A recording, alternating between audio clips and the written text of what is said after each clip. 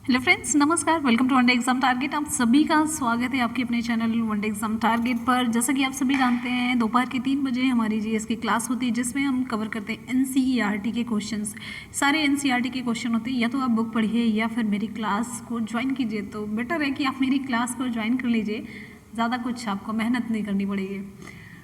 और आप सभी को बता दें, मॉर्निंग 6 बजे आपकी करंट अफेयर की क्लास चलती है, दोपहर के 3 बजे चलती है आपकी एनसीईआरटी जीएस की क्लास। तो यहाँ पर हमने कल साइंस का क्वेश्चन कराया था और आज की वीडियो में भी हम लोग साइंस के क्वेश्चन कवर करेंगे। तो जल्दी से फटाफट से एक बार जितने भी स्टूडेंट वीडियो को देख रहे हैं, वीडियो को करेंगे लाइक, दोस्तों में लिंक को करेंगे शेयर, जिससे कि सभी लोग इसका फ़ायदा उठा सकें। और आपको गारंटी के साथ बताते हैं कि कोई भी इससे बेटर आपको एनसीईआरटी के क्वेश्चन या फिर कोई भी क्वेश्चन प्रोवाइड नहीं कर सकता। साथ में इतने एक्सप्लेनेशन और एक के साथ आपके कम से कम 7 से 8 क्वेश्चन तैयार करवाते हैं। तो बने रहिएगा वीडियो के साथ शुरू से लास्ट तक।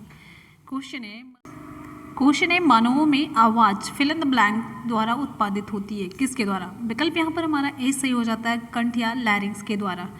तो लैरिंग्स के द्वारा मानव में आवाज़ उत्पन्न होती है, ठीक है। और ये जो स्वर ग्रंथि होती है, मनुष्य या अन्य स्तनधारी जीवों के गले में मौजूद एक ग्रंथि होती है। ध्यान दीजिएगा, ये ग्रंथि होती है जिसके प्रयोग से जीव विभिन्न प्रकार की ध्वनियों में बोल पाते हैं, अलग अलग ध्वनियाँ निकालते हैं। तो स्वर ग्रंथि के अंदर बहुत से स्वर रज्जु होते हैं। जब इन स्वर रज्जुओं के ऊपर से हवा का तेज बहाव होता है तो इनकी कपकपी से अलग अलग ध्वनियों की आवाज़ पैदा होती है। ठीक उसी तरह जैसे सितार के तारों के बीच के कंपन से विभिन्न सुरों वाला संगीत आप सुनते हैं। समझ रहे हैं? अगले क्वेश्चन पर आते हैं। नेक्स्ट है, इनमें से कौन बायोडिग्रेडेबल नहीं है? पूछा जा रहा है कि बायोडिग्रेडेबल नहीं है। तो सबसे पहले ये जानिए बायोडिग्रेडेबल होता क्या है। सूक्ष्म जीवों के द्वारा किसी भी चीज़ को छोटे छोटे टुकड़ों में तोड़ देना और ये बाद में जमीन में मिल जाए, इसे कहते हैं बायोडिग्रेडेबल। तो नहीं है सब्जी, फल, केचुआ। ऑप्शन आपका डी से हो जाता है एल्यूमिनियम, जो मतलब वातावरण में ना मिल सके, छोटे छोटे पार्ट में इसका डिकम्पोजिशन ना हो सके। तो जो डिकम्पोजर होते हैं जैसे जीवाणु, फंगस आदि के द्वारा, और भी सूक्ष्म जीव जिनके द्वारा वस्तुएं अपने छोटे छोटे पार्ट में यानी कि संगठनों में टूट जाती हैं, उन्हें हम बायोडिग्रेडेबल कहते हैं। जैसे सब्जी हुआ, फल हुआ, जीवों का मृत शरीर हुआ, ये सब। लेकिन मानव द्वारा रसायनों के प्रयोग से निर्मित किया गया जो पॉलीथीन होता है, एल्यूमिनियम होता है, ये सभी जैव अपघटित पदार्थ नहीं हैं, यानी कि इनका पर्यावरण में मिलना पॉसिबल नहीं हो पाता और ये पड़े रह जाते हैं, जो कि पर्यावरण को नुकसान पहुंचाते हैं। पॉलीथीन आप एग्जांपल देख सकते हैं। एल्यूमिनियम जो फॉयल आप यूज करते हैं वो भी बायोडिग्रेडेबल नहीं है, ठीक है। चलते हैं हम अगले क्वेश्चन पर। नेक्स्ट हमारा क्वेश्चन हम सभी की स्क्रीन पर है। नेक्स्ट हमारा क्वेश्चन है, साधारण स्वास्थ्य वाले व्यक्ति के लिए प्रतिदिन इसकी ज़रूरत होती है, किसकी ज़रूरत होती है? मतलब कितने कैलोरीज की ज़रूरत होती है, कितनी ऊर्जा की ज़रूरत होती है? विकल्प यहाँ पर हमारा ए सही हो जाता है, 1000 से 1800 कैलोरी की ज़रूरत होती है। साधारण स्वास्थ्य वाले व्यक्ति के लिए प्रतिदिन 1000 से लेकर के 1800 कैलोरीज ऊर्जा की ज़रूरत होती है। आपको प्रत्येक दिन कितनी कैलोरी चाहिए ये आपके वजन, ठीक है, उम्र, कार्य, इस पर डिपेंड करती है। और साथ साथ में इस पर भी डिपेंड करती है आपका सेक्स, यानी कि आप मेल हैं या फीमेल हैं। जिंदा रहने के लिए हमें ऊर्जा की ज़रूरत होती है, जो हमें कैलोरी के रूप में खाने पीने की चीज़ों से प्राप्त होती है। देखिए, आपको यहाँ पर बताते हैं BMR, आपने नाम सुना होगा BMR, basal metabolic rate. Basal metabolic rate ये क्या है? ये कैलोरी की वह मात्रा जो हम बेसिक शारीरिक क्रियाकलाप जैसे सांस लेने, पाचन इत्यादि के लिए चाहिए होती है। कैलोरी की वह मात्रा जो हमें बेसिक शारीरिक क्रियाकलाप जैसे सांस लेने, पाचन इत्यादि के लिए चाहिए होती है।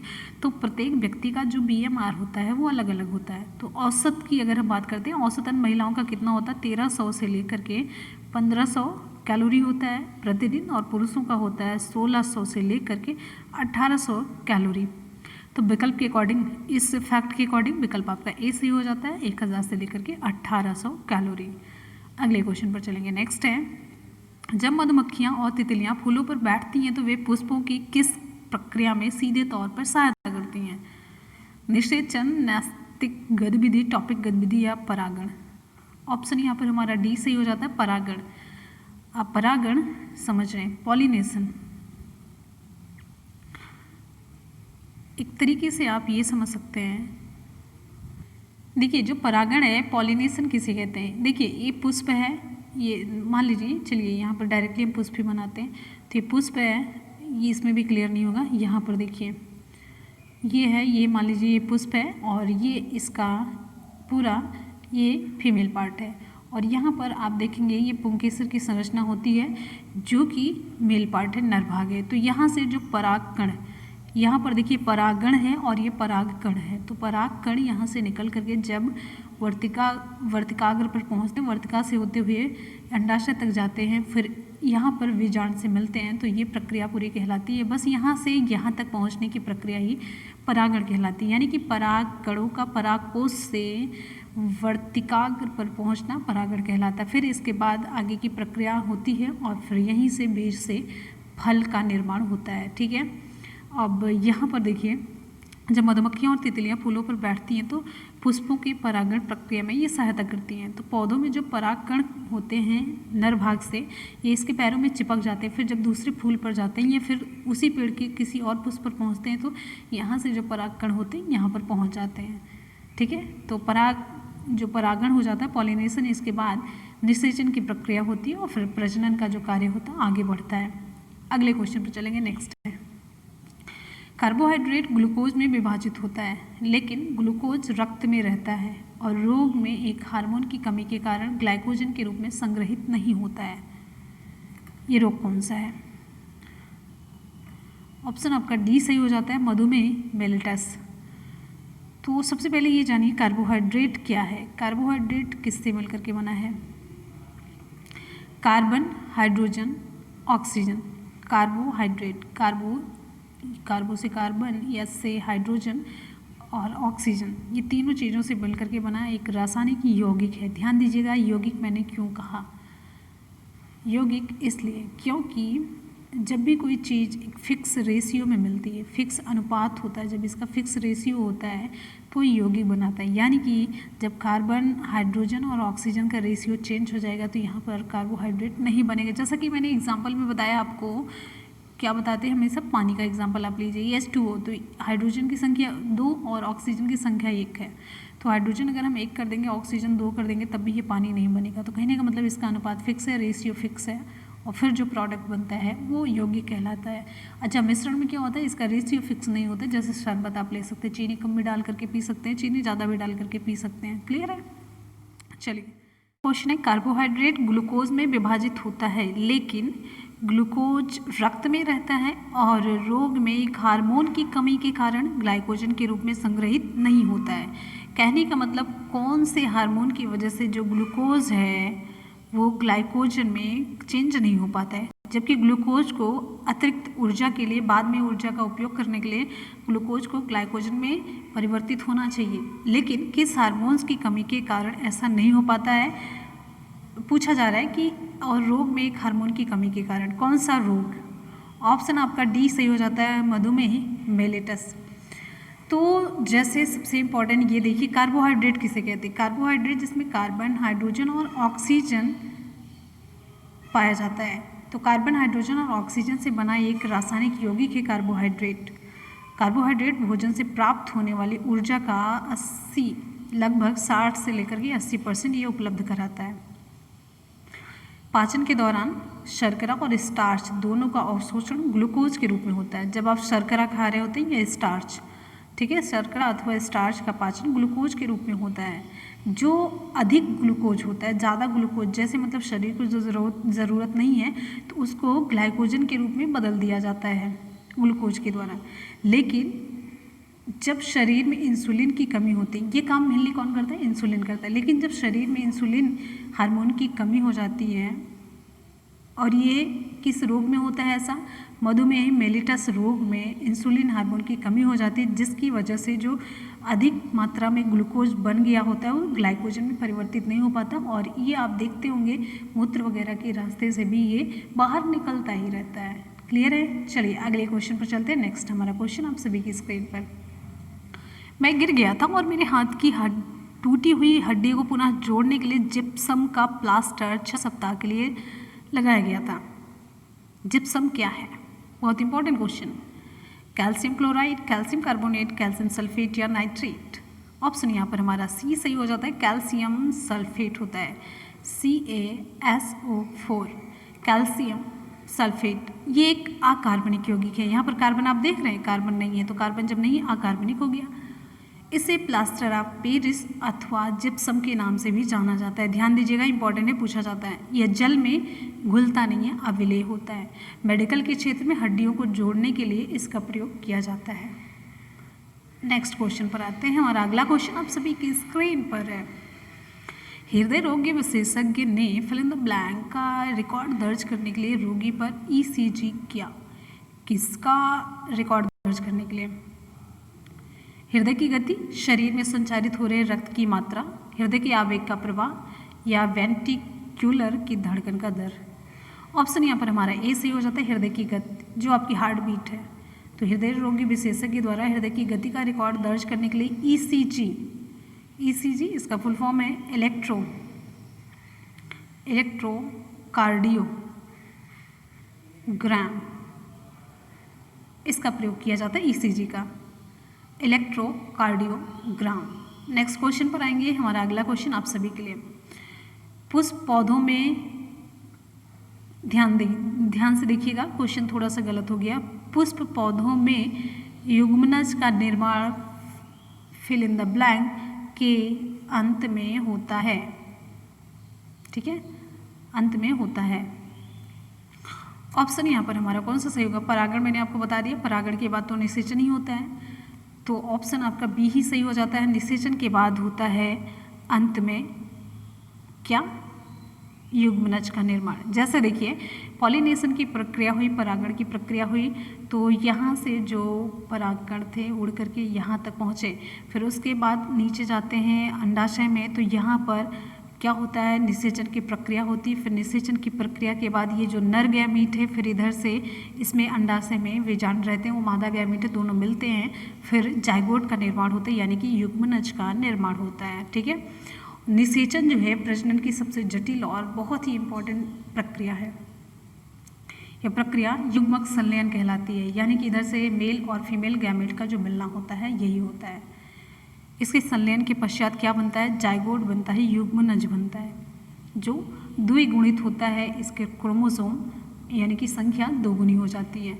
तो ये ध्यान दीजिएगा, ये इम्पोर्टेंट फैक्ट है जो कुछ भी हम आपको बता रहे हैं। ठीक है, और जितने भी स्टूडेंट वीडियो को देख रहे हैं फटाफट से वीडियो को करेंगे लाइक, और दोस्तों में लिंक को शेयर करना बिल्कुल भी ना भूलें। चलिए चलते हैं अगले क्वेश्चन की तरफ। नेक्स्ट हमारा क्वेश्चन आप सभी के लिए। शिशुओं में PEM रोग, क्वाशियोरकर और मैरेस्मस किसकी कमी के कारण होते हैं? ऑप्शन यहाँ पर हमारा कौन सा सही होगा? देखिए, केवल कार्बोहाइड्रेट, प्रोटीन और कार्बोहाइड्रेट दोनों, या केवल प्रोटीन या वसा? विकल्प यहाँ पर हमारा सी सही हो जाता है, ऑप्शन सी। ठीक है, केवल प्रोटीन की कमी से शिशुओं में क्वाशियोरकर और मैरेस्मस नामक रोग होता है। क्वाशियोरकर शिशु की शारीरिक वृद्धि इसमें क्या होती है? रुक जाती है, भूख कम लगती है, शरीर में सूजन आ जाती है, त्वचा रूखी हो जाती है, और मतलब ग्लो नहीं रहता है, और उस पर काले चकत्ते पड़ जाते हैं। जो मैरेस्मस होता है, यह रोग प्राय भोजन में प्रोटीन और कैलोरी, ध्यान दीजिएगा कैलोरी का विकल्प यहाँ पर नहीं था, तो प्रोटीन और कैलोरी दोनों की कमी से होती है, जिससे शिशुओं की शारीरिक वृद्धि रुक जाती है, उनका शरीर दुर्बल, और आंखें जो है कांतिहीन हो जाती है, त्वचा पर झुर्रियाँ पड़ जाती हैं। ये जो रोग होता है मुख्यतः 1 वर्ष के बच्चों में होता है। आ जाते हैं नेक्स्ट क्वेश्चन पर। क्वेश्चन है, बोतल का दूध पीने वाले बच्चों की तुलना में माँ का दूध पीने वाले बच्चों में निम्नलिखित में से कौन से विशिष्ट लक्षण होते हैं? वो कम मोटा होता है, उसमें रोगों का प्रतिरोध अधिक मिलता है, इसमें विटामिन एवं प्रोटीन अधिक मिलता है, उसकी लंबाई में असामान्य वृद्धि होती है। कौन सा ऑप्शन सही होगा? A, B, C या D? ऑप्शन यहाँ पर हमारा ए सही हो जाता है। 1, 2 और 3 सही है, यानी कि वह कम मोटा होता है, उसमें रोग का प्रतिरोध अधिक होता है, रोग से लड़ने की क्षमता उसमें अधिक होती है। और 3 कौन सा सही होगा? इससे विटामिन और प्रोटीन अधिक मिलता है। तो माँ का दूध पीने से बच्चा स्वस्थ बनता है। ये कम मोटा होता है, बोतल का दूध पीने वाले बच्चों की अपेक्षा उसमें रोग प्रतिरोधक क्षमता अधिक होती है, इसमें विटामिन और प्रोटीन पर्याप्त मात्रा में मिलता है। अगले क्वेश्चन पर आते हैं। नेक्स्ट है क्वेश्चन है, मानव शरीर में रक्त का थक्का किस विटामिन से जमता है? ऑप्शन हमारा यहाँ पर ए सही हो जाता है, विटामिन के। तो मानव शरीर में रक्त का थक्का विटामिन के की वजह से जमता है। विटामिन के का स्रोत क्या है? टमाटर है, हरी सब्जियां हैं। विटामिन डी की बात करते हैं तो विटामिन डी की कमी से सूखा या रिकेट्स रोग होता है। इसका स्रोत क्या है? मछली, तेल होता है, दूध है, अंडा है, ये सब है। विटामिन ई, इसकी कमी से जनन शक्ति कमज़ोर होती है। पत्ती वाली सब्जियों में दूध, मक्खन, अंकुरित गेहूँ, वनस्पति तेल से ये प्राप्त होती है। विटामिन सी की बात करते हैं तो इसकी कमी से स्कर्वी रोग होता है और मसूड़े का फूलना होता है। इसका स्रोत है सिट्रस वाले जो फल होते हैं, जैसे नींबू, संतरा, नारंगी, टमाटर, ये खट्टे फल ये सभी होते हैं। ठीक है, आ जाते हैं नेक्स्ट क्वेश्चन पर। निम्नलिखित में से किसकी कमी से स्कर्वी रोग होता है? ये आपको हम कई बार बता चुके हैं, तो विकल्प यहाँ पर हमारा डी सही हो जाता है। अभी मैंने आपको बताया भी विटामिन सी, विटामिन सी की कमी से स्कर्वी रोग होता है। तो विटामिन सी का जो केमिकल नेम है वो आपको बताना है, कमेंट सेक्शन में जल्दी से फटाफट से बताइए विटामिन सी का रासायनिक नाम। बहुत बढ़िया, आ जाते हैं नेक्स्ट क्वेश्चन पर। बहुत ही इंपॉर्टेंट क्वेश्चन है, ये खूब पूछा जाता है। आर्यच कारक का नाम किसके आधार पर पड़ा है? आर्यच कारक का नाम बंदर के, चूहे के, मनुष्य के या चिंपैंजी के? ऑप्शन ए सही होता है, बंदर के। तो आर्यच कारक का नाम बंदर के आधार पर पड़ा है। आर्यच कारक की खोज किसने की थी? तो इसकी खोज की थी लैंडस्टीनर एवं वीनर ने। किसने? लैंडस्टीनर और वीनर ने।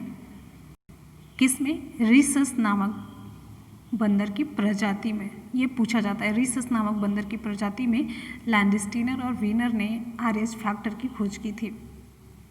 क्लियर है? चलिए अगले क्वेश्चन पर आ जाते हैं। नेक्स्ट हमारा क्वेश्चन आप सभी की स्क्रीन पर, बहुत ध्यान से पढ़िएगा, बहुत ही इंपॉर्टेंट क्वेश्चन। 1 किलो मक्खन मनुष्य के लिए 1 किलो शर्करा से अधिक ऊर्जावान है, क्योंकि? ध्यान से विकल्प पढ़िए, आपको 5 से लेकर के 7 सेकंड का टाइम देते हैं। वेरी गुड, विकल्प यहाँ पर हमारा सी सही हो जाता है। एक वसा अणु में शर्करा से अधिक कार्बन और हाइड्रोजन बॉन्ड होते हैं।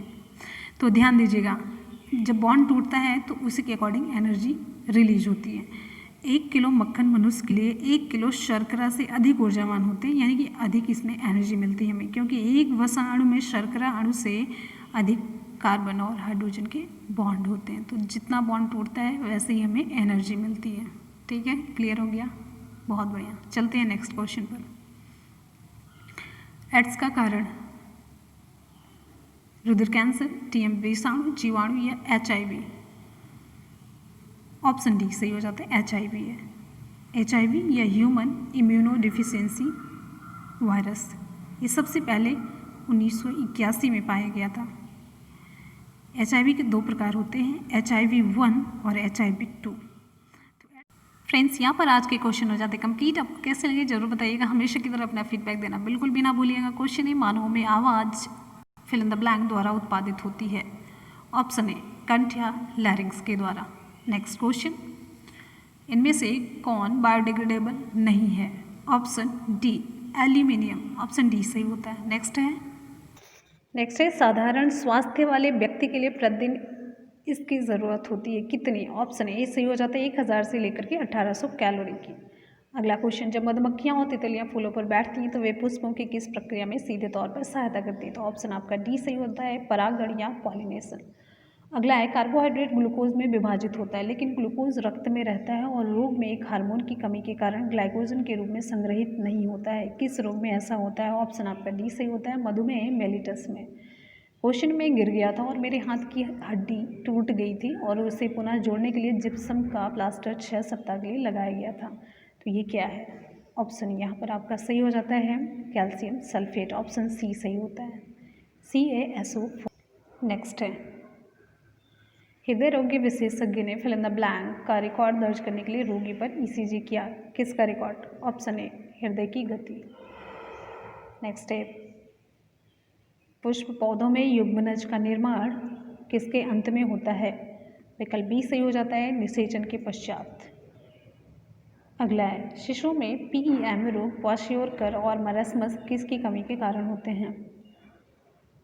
ऑप्शन सी सही हो जाता है केवल प्रोटीन। क्लियर है? नेक्स्ट बोतल का दूध पीने वाले बच्चों की तुलना में माँ का पीने वाला जो दूध होता है वो निम्नलिखित में से कौन सा विशेष लक्षण बच्चों में पैदा करता है? तो विकल्प यहाँ पर आपका ए सही हो जाता है 1, 2 और 3। 1, 2 और 3। नेक्स्ट क्वेश्चन हमारा है मानव शरीर में रक्त का थक्का किस विटामिन से जमता है? विटामिन आपका ऑप्शन ए सही हो जाता है विटामिन के। नेक्स्ट हमारा क्वेश्चन निम्नलिखित में से किसकी कमी से स्कर्वी रोग होता है? तो ऑप्शन यहाँ पर डी सही हो जाता है विटामिन सी की कमी से। क्वेश्चन है RH कारक का नाम किसके आधार पर पड़ा? ऑप्शन ए रीसस बंदर। फिर अगला क्वेश्चन 1 किलो मक्खन मनुष्य के लिए 1 किलो शर्करा से अधिक ऊर्जावान है क्योंकि?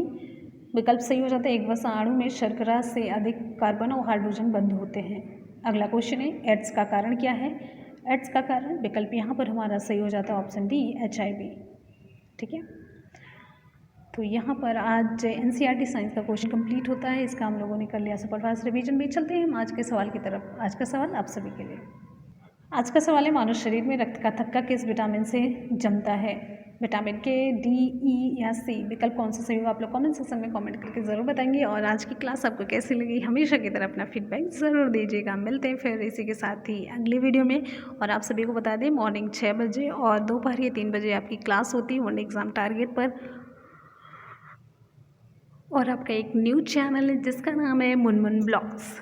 इसके लिंक हम आपको नीचे डिस्क्रिप्शन बॉक्स में दे देंगे। वो मेरा ही चैनल है, उस पर हम कुछ ना कुछ क्रिएटिविटी करते रहते, तो आप उस चैनल को ज़रूर देख लीजिएगा। और पसंद आए तो चैनल को सब्सक्राइब कर लीजिएगा। अपना प्यार और सपोर्ट बनाए रखिएगा।